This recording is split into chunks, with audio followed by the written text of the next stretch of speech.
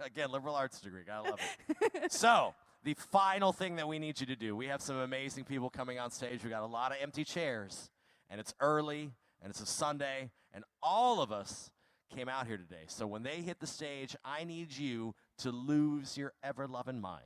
I need you to yell. I need you to clap. I need you to cheer. I need you to do all that stuff. Can we do that, yes or yes? So we're going to practice that on 3. 1, 2, 3. All right. There's one final thing I need you to do. And we're going to yell, let's get it started. And then we're going to go. Here we go. New York Comic Con, final day. 1, 2, 3.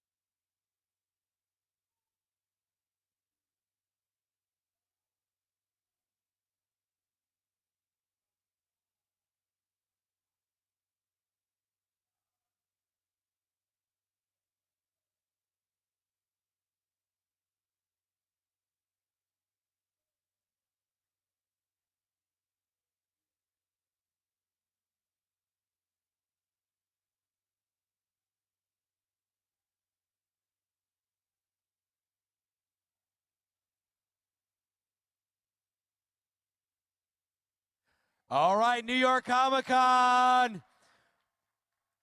Please welcome your moderator from Variety. Give it up for Joe Otterson.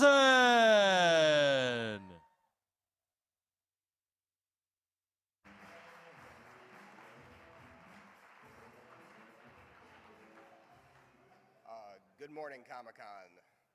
The rumors are true. I am Joe Otterson, and thank you for joining us today for the Muppets Mayhem.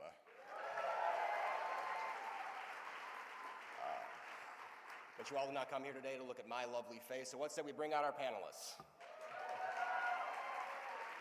All right, joining me first, she stars in the show as Hannah, Miss Sarah Chaudhry.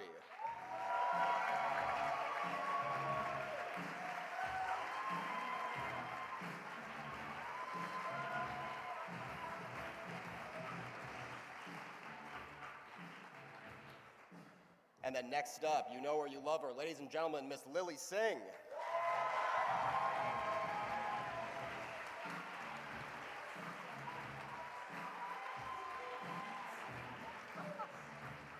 Joining us next, Joining us next, he stars in the show as Gary Moogland, Mr. Taj Mowry.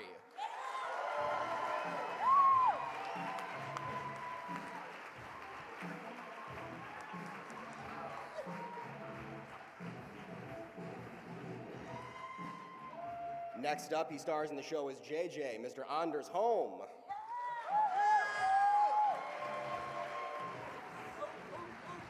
Let's go! Let's go! Up next, he's a series writer and executive producer and the man behind Dr. Teeth, Mr. Bill Beretta.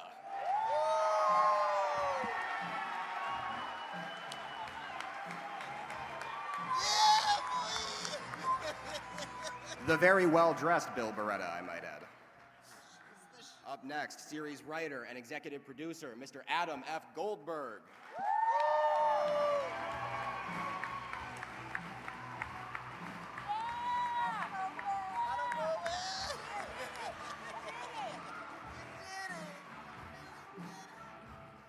And then finally, series writer and co-executive producer, Mr. Jeff Yorks.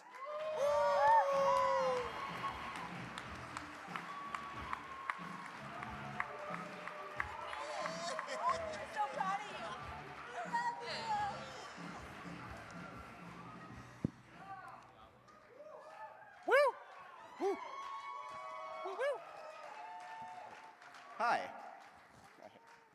So I want to start with a question for the writers here on the panel. There are so many characters within the Muppets Cinematic Universe, the original MCU, I would point out. So I want to know why focus a show specifically on the Electric Mayhem Band? Why'd you do it? Well, I'm a lifelong Muppet fan. Is anyone else? And I always loved this band. I loved their music. I loved, they were a bunch of misfits who fit together, and nothing had really been done with them in their own sort of way. So, yeah, I like Animal. and Adam likes Animal. I like Animal.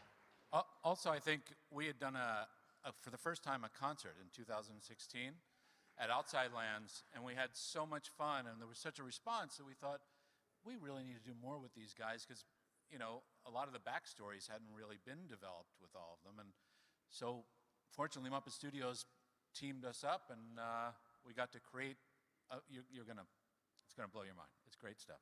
Also, Bill, for Jeff and I being lifelong Muppet fans, we get to be we had a Zoom writer's room, be on with Bill all day doing Dr. Teeth. So, All right.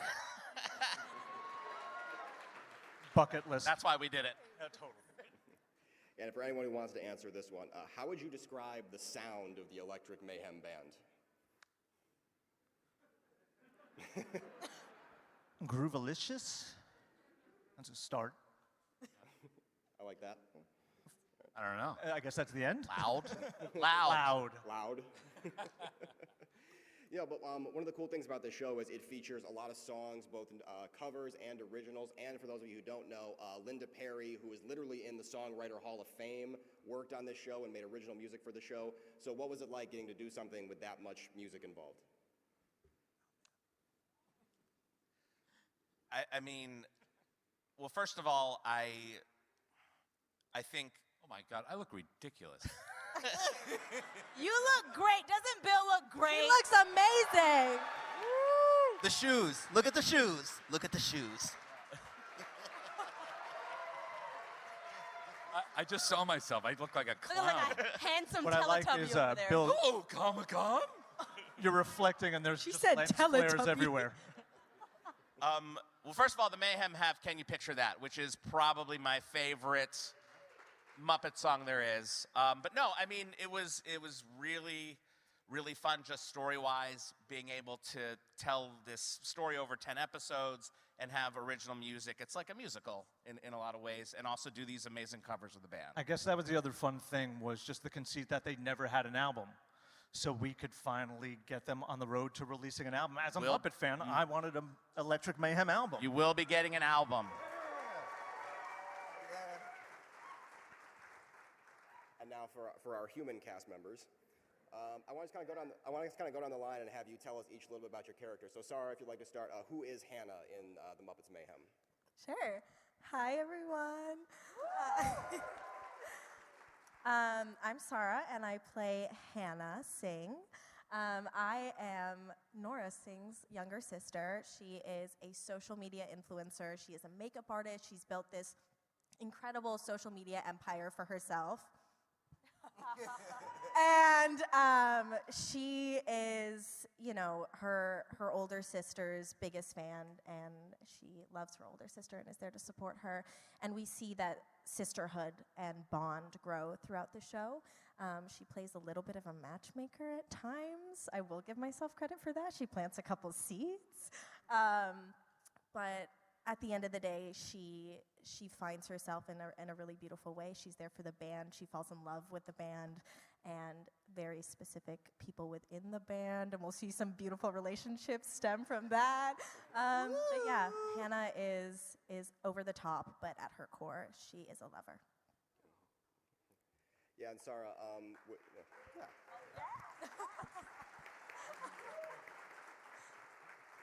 No, but Sarah, so yeah, you said your character is a social media influencer, so how big a role does social media play in the show? Social media plays an awesome role in the show because we see the band, who hasn't really interacted with social media before, really step into the world of social media because of Hannah's influence, because of JJ's influence. And we see Hannah, someone who's really involved in the world of social media, kind of extend her knowledge onto the band and help them out with that.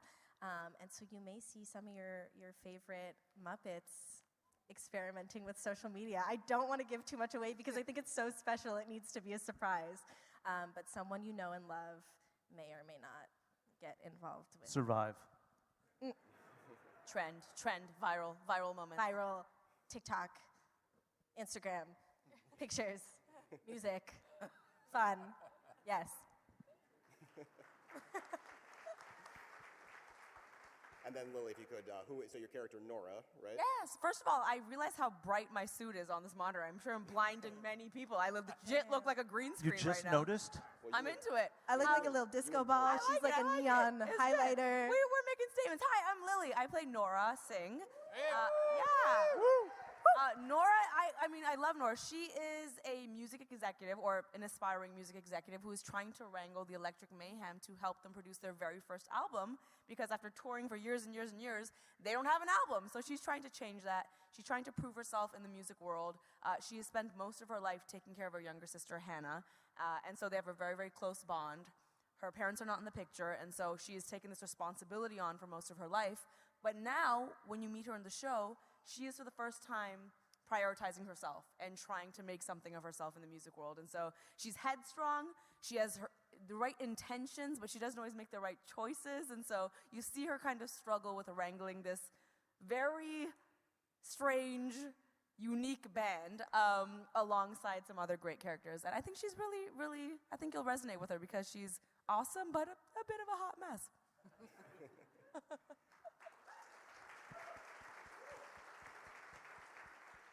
Yeah, and Lily, you're no stranger yourself to the music worlds. What was it like for you getting to work on a show where music is such a huge component? Yeah, I'm gonna keep it 100. I love music so much, but one of the challenges of this show, and they know this, was me having to learn a lot of songs from a time period perhaps that I was not alive or listening to music. So a lot of my job as Nora was learning these songs that they know perfectly, and me coming in being like, so there's no skirt in this, and having to understand and learn those lyrics. But it was an awesome experience to learn some new music and introduce them to some new music as well. And so it was a coming together of generations, or of generational music. And then Taj, you play Gary Moogland, which is just my favorite character name in a long time. Yes, what's going on, y'all? This is amazing. Yeah, I play Gary Moogland, but we call him Moog. Hopefully you guys end up, loving Moog as much as I do. This is it is my favorite character that I've ever played. Moog is the #1 fan of the Electric Mayhem. He follows them everywhere they go. He has been to every show, which is a lot. Except for one. There's one where you got pink eye. There was... Oh, right. Yeah. Yeah. Well, I didn't want to, you know. Can't give Spoiler everything alert. He away. missed one because he had pink eye. Been to a lot of shows. Wait, sorry, Taj, you played Moog in it? Yeah, Bill, I'm in the show. You're the guy that was... What's your name again? This is every day on set. This guy will look at me. I'm walking on the set ready for my scene. He's like, "You're in this?" You're in this show? Like, yeah, Bill, I've been here for months. Like, you know me, bro. Like, it's me. But yes. But yes, he is the #1 fan of the Electric Mayhem. Follows them around everywhere. His heart, his soul is in this band. He's also a bit of an audiophile, so he knows how to work his way around a mixing board, and basically meets Nora. May or may not fall desperately in love instantly with her. Not hard to do.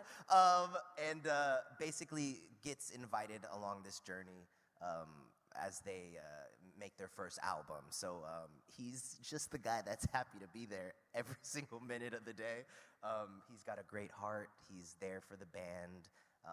Anything they need, he is there. And yeah, I think you guys will like him. He's great. I love him. How could you not? I don't know. Yeah, and Taj, as I'm sure most of the people in this room are aware, you've worked on a number of Disney-related stuff throughout your career. Like, I know there are some Kim Possible fans in this room, right? Among many other things. But so I'm curious for you, I mean, growing up, not only in this business, but growing up really around kind of the world of Disney, what's that been like for you as an actor? Oh my gosh! Well, I'm a nerd at heart, and Disney has always had a special place in my heart. So to be able to still get to work with them, in different avenues and in different projects is a blessing. Every single time I work with Disney, it is magical, as they always are. So yeah, it's really cool. And I must say, my text message alert on my phone is the communicator. I just need everyone to know that.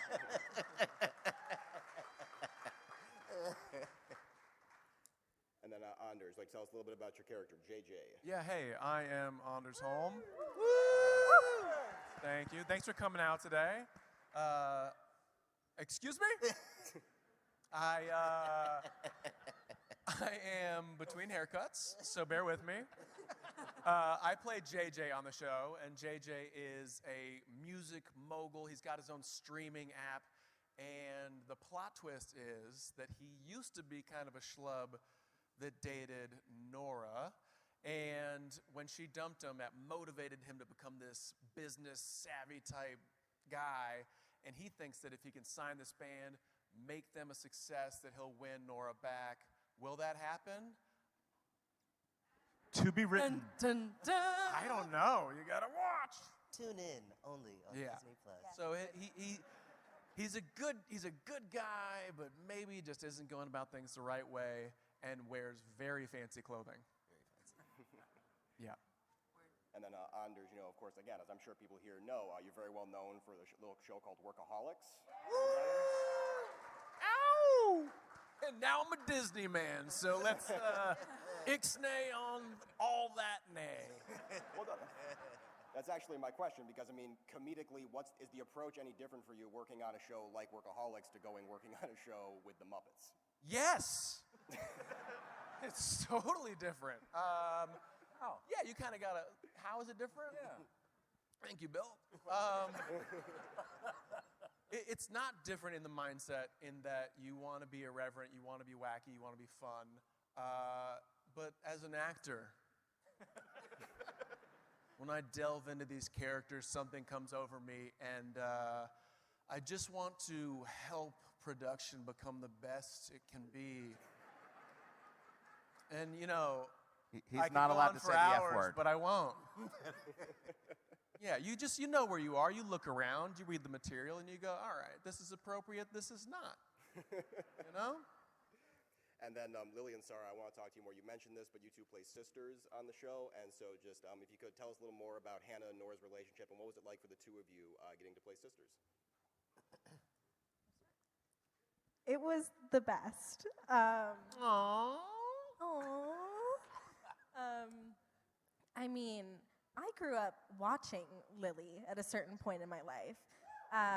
And so Thank you, one person. I see you. Thank you. That one person was my dad in the audience. Or my mom. Your pick.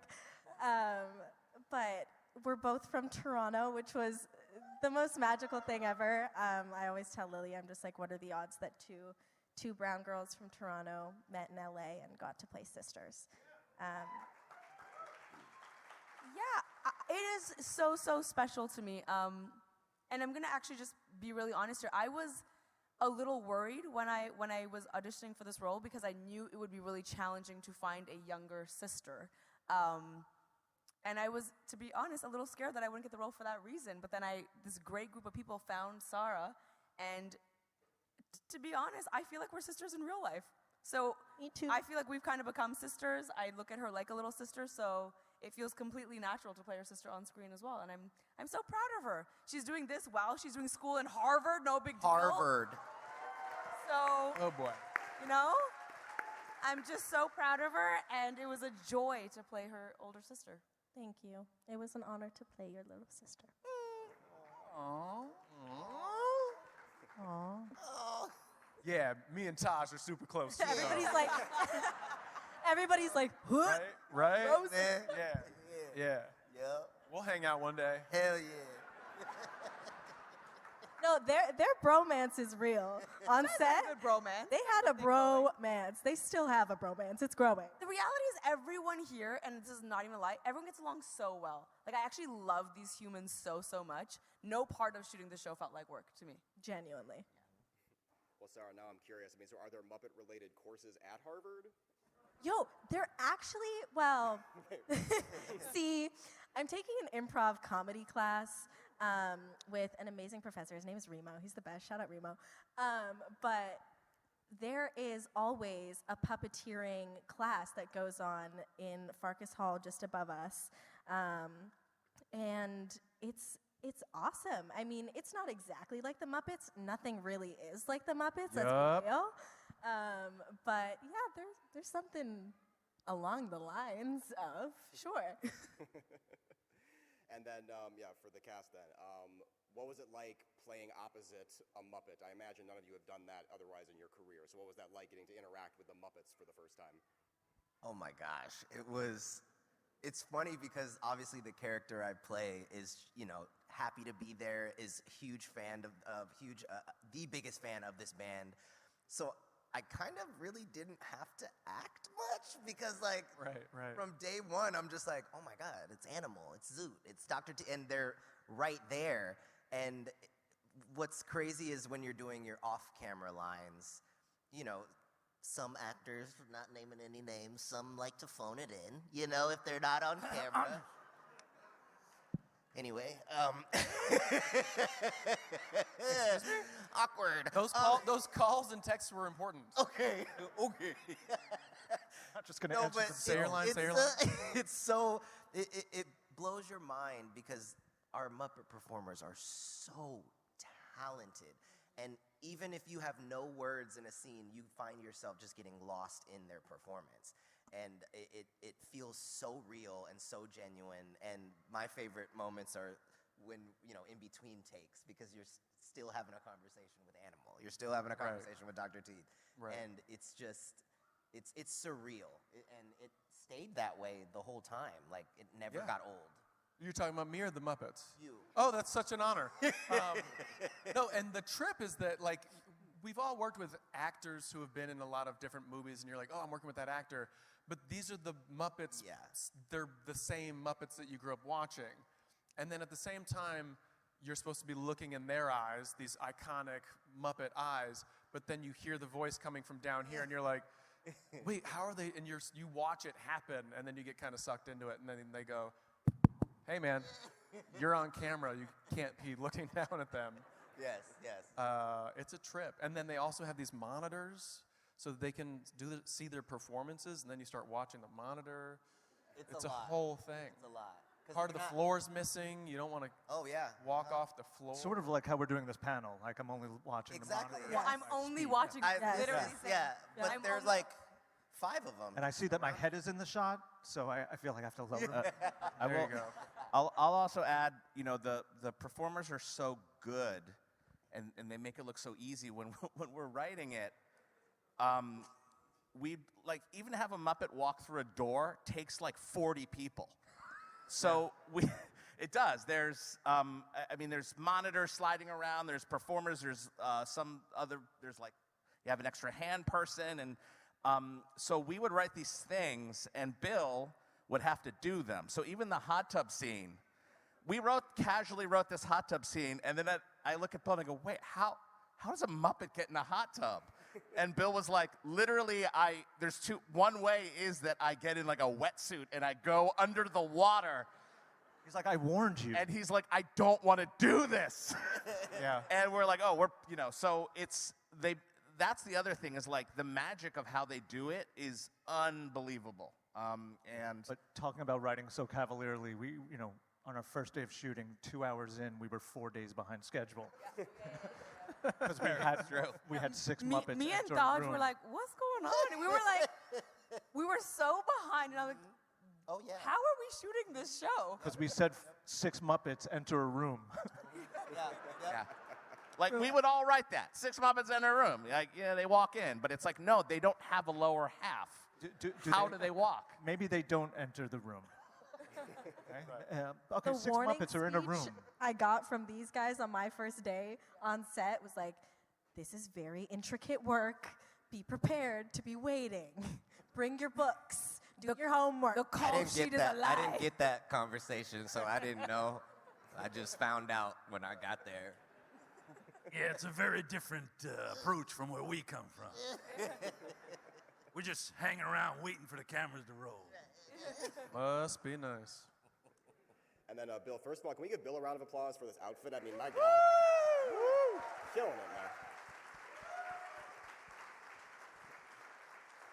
But I want to know, Bill, you have a very long and storied history working with the Muppets and Muppet Studios. So, I mean, can you tell us a little bit, like, how you got involved with them, first of all, and then what it's like for you getting to work on the show? Oh my God. Tell us your whole story. That's a long, yeah. Life It was story. 1964. Go. I was born. My mother and father, no. I got involved with the Muppets, long story short. I met a young man named Brian Henson when I was 17. At Sesame Place. At an amusement park called Sesame Place, we were sweeping up cigarette butts and cleaning toilets. And I said, hi, I'm Bill. He said, I'm Brian. Henson? Yes. And then we became friends in the summer, and many years went by. I ended up working. I begged to pull cables and be involved in a show called Dinosaurs. Yes. Thank you. I was inside the dad, Earl. That was a whole other thing. Whoa. Yeah, that was. So you were not the mama?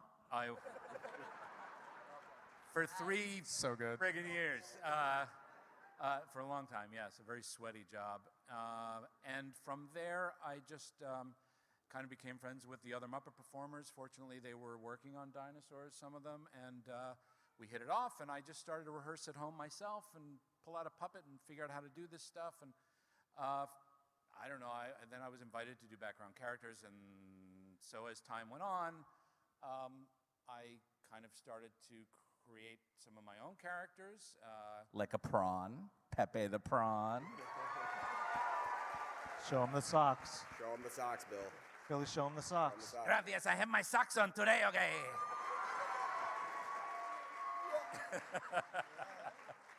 Swedish Chef. Little Swedish Chef. Oh, you want me to furnish you? I'm going to do all the voices. It's my favorite. Swedish Chef.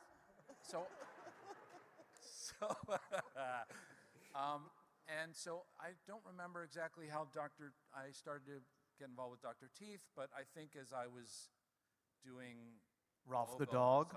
Bobo, and Rolf then kind of transitioned in a way into that character, doing that quality, that voice that Jim created. And so this is, I think, my 31st Oh, look what happened. Wow. He's a softie. My 31st year with the Muppets and with Henson, and it's been an unbelievable ride. And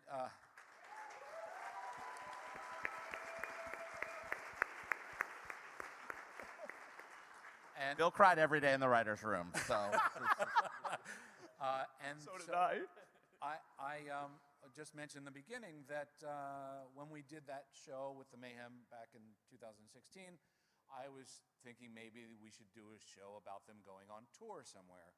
And so I had pitched that back then, and time went by, and some new folks came into the Muppet Studios, amazing people, and I pitched it to them, and it was kind of transitioning, and little did I know that these two gentlemen had been working on this idea for years as well. And thankfully, the Muppet Studios put us together, and that's how this thing happened. Thanks for Mr. Goldberg. He's a little influential in the business. I don't know if you're aware of a show called The Goldbergs or not. Woo! That's you? You're the... But yes, thanks to the Muppet Studios bringing us together, this somehow worked, and Disney Plus and ABC Signature, it's just been amazing. I mean, we really had a lot of fun. It is a logistically challenging thing to do to work with the Muppets. You have to have a lot of patience, and these folks did and never complained. You know, I've been in situations where it gets really tough, and it's hard to get through it all. And this cast is amazing. The crew was unbelievable. Our directors, all right? I mean, it was just I lucked out at every amazing. turn. The best lunch I've ever had on a production also, Oh, right? there was food 3 was lunches bomb. every Lunch day. was Right. I gained insane. so much weight. It was It was so good. See? Yeah. Weekly carts. Yeah. We got lucky. the food trucks. Sometimes actors are afraid of puppets, so we were really lucky that our actors. Ours were not. Bill has been told hey, this actor you're working with is afraid of puppets, so. On the day of the shoot. On the day of the shoot, so they were. We get to edit all of them every day, and there's one scene where Taj's animal and Lips are asleep on Taj in a van, and That was my favorite day on set. Yeah, I mean, I just kept they looking yell cut, and he's just sitting there just snapping selfies, and so they love the puppets. They just love them. Yes. Yeah, and Adam, you're a very well-known fan of the Muppets. There's a lot of Muppets references in the Goldberg. So as someone who has been a fan for so long, what was it like for you to finally get to play in this world with these characters? Well, a dream. I have to say, Jeff. I met Jeff in college because I never met a Muppet fan before, and I looked over and Jeff was drawing Muppets in our class, and I was like, "Yo, you like the Muppets?" Yeah, do you like the Muppets? Yeah, and we became best friends. So Muppet friends. Love that. and This is while I was interning at the Henson studio. yeah, he was interning. So Jeff is such a big fan that his yearbook quote is a Kermit the Frog quote. I wasn't that hardcore. Mine was an Optimus Prime You sound quote. like judgmental. Was Autobots roll out.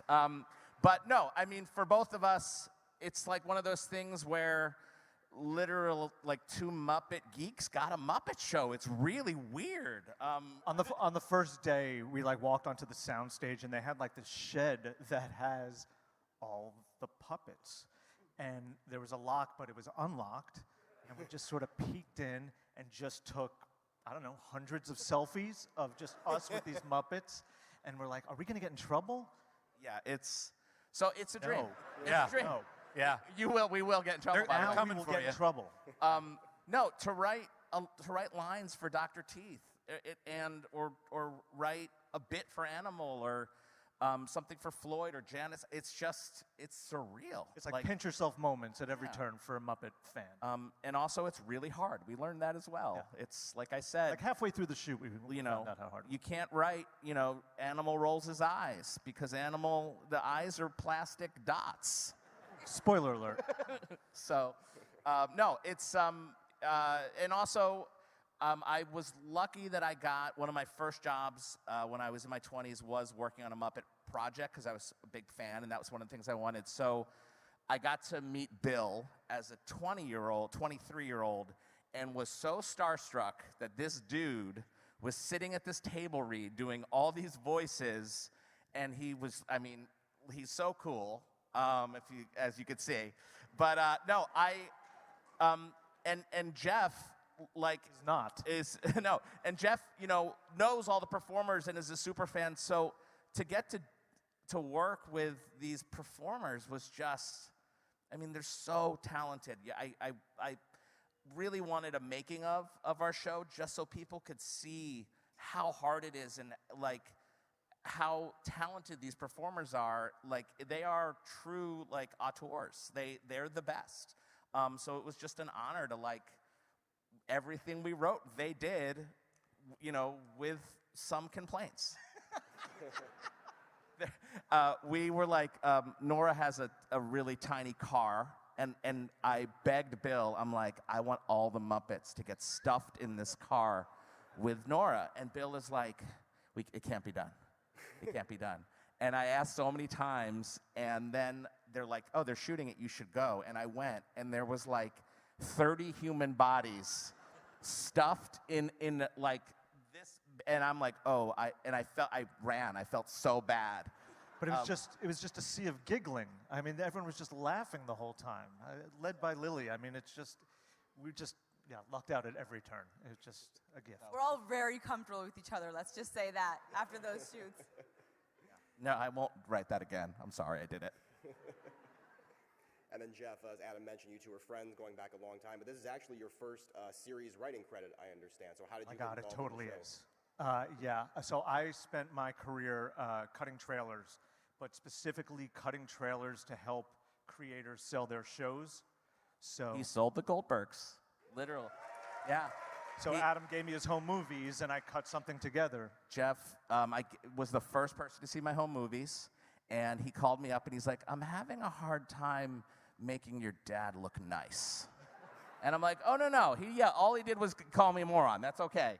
But, that's how Jeff, I went around, and that's how I sold that show, was I just showed my home movies. So I did that. And he did it for this. That's how I did it for this. I did Cobra Kai and all these shows for Legendary.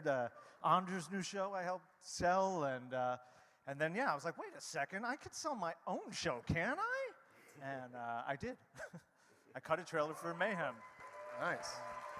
And can I just say, he's hysterical. He has such a great sense of humor, and he also, it's unusual when you go into a writer's room for the first time, you're working with people that are familiar with the characters, but they don't know kind of the voices of them. It was such a pleasure to be able to sit together and to, he has such an understanding already of where they come from that we could play off of each other, and then Adam could chime in. We could play characters, in the room as we were writing.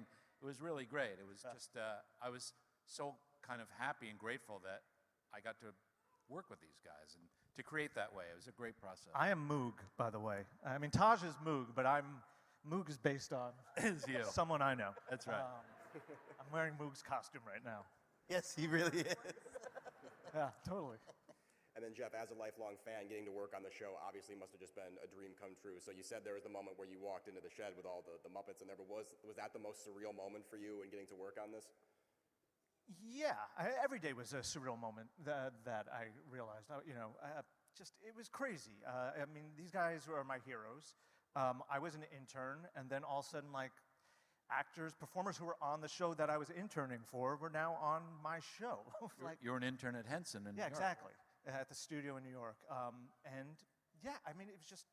It was crazy. Just things that we had written, little ideas that we had, just to all of a sudden see the logo for Waxtown Records, Also, running a show is impossible, and every day I would have to talk Jeff off a ledge because he's like, this can't be done. There's no show. We're done. It's over. I'm like, just be zen. That's what I would always say. Just be zen. It's very helpful to have a partner who's also your friend to do this, and then a new friend to help you do this. It was just, I was super lucky. For a first experience, I recommend working with these two people.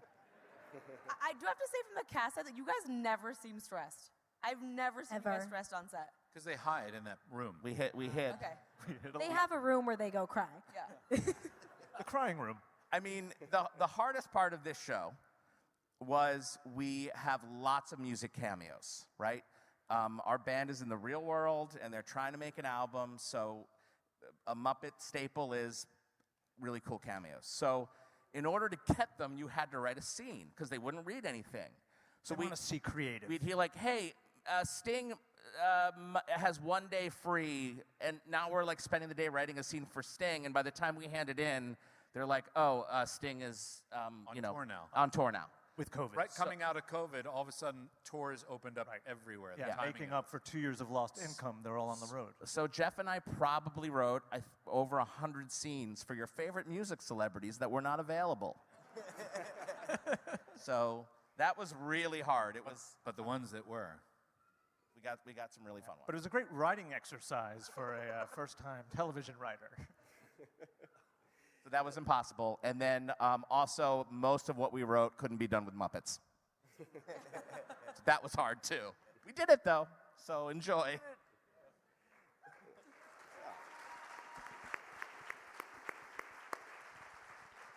And one of the things I've always enjoyed about the Muppets is kind of the meta nature of the humor. Like, if people remember, in that scene in the Muppets movie where Kermit and Fozzie meet the Electric Mayhem Band, they literally hand the band a copy of the script to catch them up on the story. And so I'm just wondering, is that kind of humor going to make itself? We're going to see that in the show. always. Yeah. Yeah, we do some fourth wall breaking, but really we wanted this to be, we had, JJ used to be the office bagel boy, and now he's a big... As in he would deliver. He would deliver the bagels back in the day. So we were in the writer's room, and it's funny, Anders likes bagels, right. So it's all worked out. They're so good. So That's how to sell it. Jeff, Bill, and I had this moment where, like, what if we made a Muppet bagel, and he was replaced by a literal bagel boy? Right, so she's in love with a bagel Yeah. boy. So then we're like going down this rabbit hole, and what's the bagel boy voice and all that. And ultimately, we decided that we wanted the show to be set in the real world and treat the Muppets like real people, you know. So and not bagels. So there is no fork in the road. We do break the fourth wall and do that stuff, but we really wanted this to feel like they were interacting in the music business. So we made that creative choice. Can I just say, there is a surreal side to Zoot that you are going to love. It is so weird that, in a sense, it's our fourth wall, but it plays within the reality of the world. We're not allowed to talk about our cameos, but I am going to get in trouble and say Zoot even freaks out Cheech and Chong. That's how surreal he is. He does. Spoiler. So there you go. Turn off his mic. Turn off his mic. He's gone rogue. No, but so speaking of Zoot and Cheech and Chong. surreal nature, I mean, so do we get more of the backstory of the Electric Mayhem Band in the show? I didn't hear what you said. Do we get more of the backstory of the Electric Mayhem Band? Oh my gosh, yeah. I mean, the fun of this was that we got to write with other great writers as well, joined us in this writing team. But originally, we got to write all these episodes ahead of production. So we were able to plot out this big, long movie with all of the arcs of each character, human or Muppet. And so we have these great backstories that unfold over time. So don't expect it all to be jammed up front. You're going to enjoy the whole ride of it. But yes, backstories learn a lot about these galore with these characters. But that was also the fun thing, because people know them, they recognize them, but they don't, there's not a lot there. There's a lot that we could fill in and create. And I think we did. And now I'm going to ask my most difficult question for each of you, and I'm sorry for this, but if you had to choose a favorite Muppet.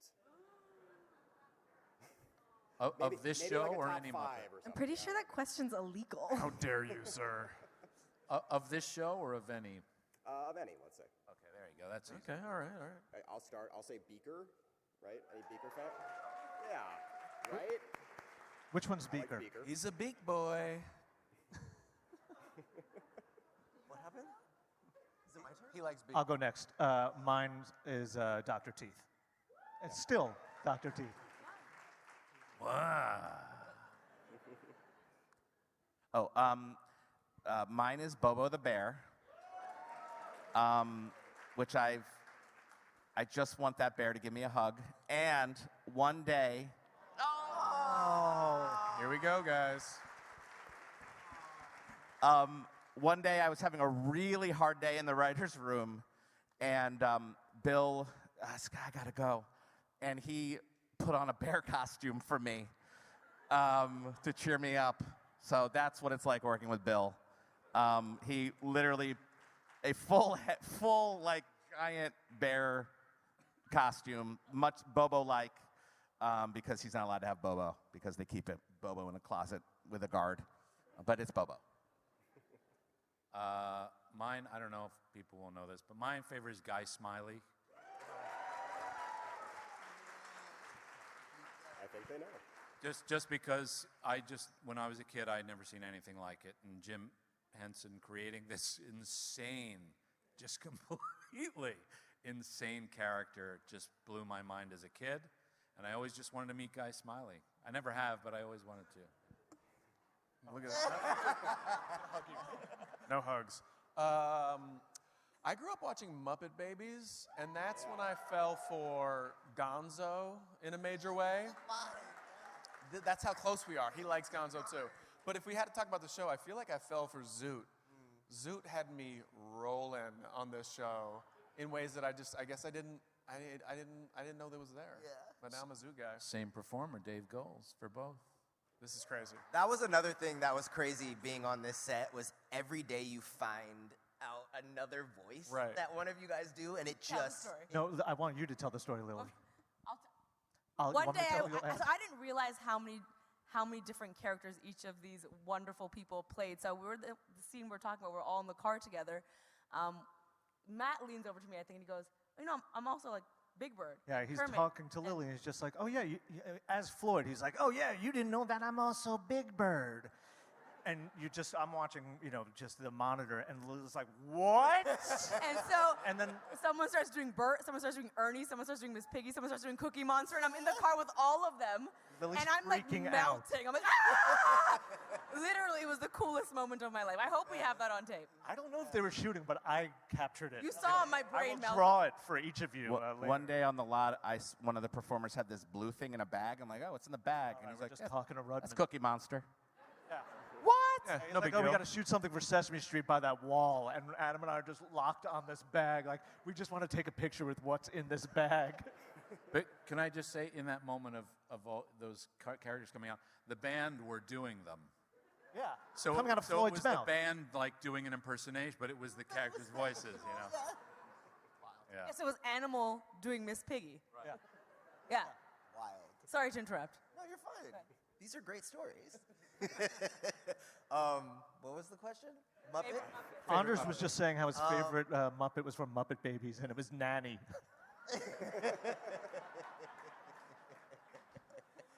I think... I don't deserve this. Well, Anders, like Gonzo, I mean, of course. But then I also gotta go with Walter because I feel like Moog is like the human version of Walter in a sense. So that's why I love, that kind of helped me a little bit when I was trying to find the character a bit, because they're very similar. They both have that huge heart. But as far as the show, my favorite character is definitely Lips. Like, he is so funny. Just you and wait. it was an honor to play Moog because I know what he's saying when he's mumbling. So it's like, oh yeah, he's just talking about this. Yeah, he mumbles. Like, so yeah, Lips, hands down. Well, yeah, can I just say one thing? Because, Peter Lintz, who plays Walter. When I found that out, Right. I was done. But Peter is performing Lips, and there's a new take that I think people are going to really love on Lips, developing this background, formerly performed by Steve Whitmire. But so Peter has a new take on this, and it's hysterical. It is hysterical. He's a mumbler.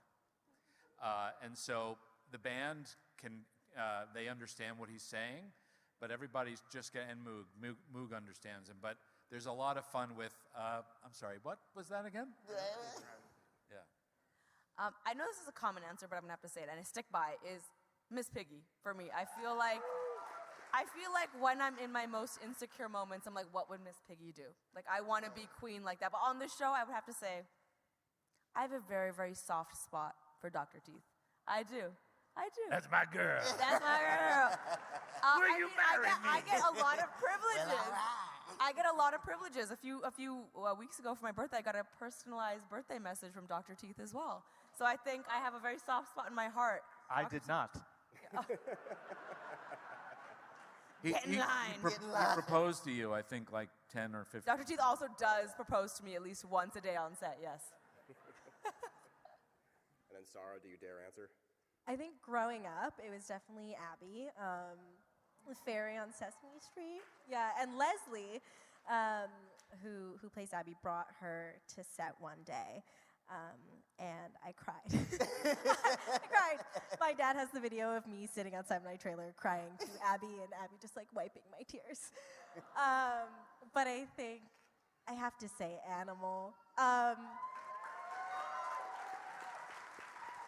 Just because Hannah's relationship to Animal in the show is just so special, and I feel like unlike any other character's relationship to him, because she and her just have this special bond, and they go through so much together. A lot of like personal growth and character development is seen in scenes where they're together and they're figuring out life as they know it. So I love Animal. I miss him. I miss them all so much. I sit in my college dorm room and I just like look at pictures when I need a little pick-me-up. I'm like, Muppets. All right, everybody. Well, unfortunately, we are out of time, but I want to thank you all for being here. I want to thank our panelists. Thank you. And please be on the lookout for Muppets Mayhem coming to Disney Plus in 2023. Thank you, everyone. Thank you for coming. Thank you Love so you much. guys. Thank you.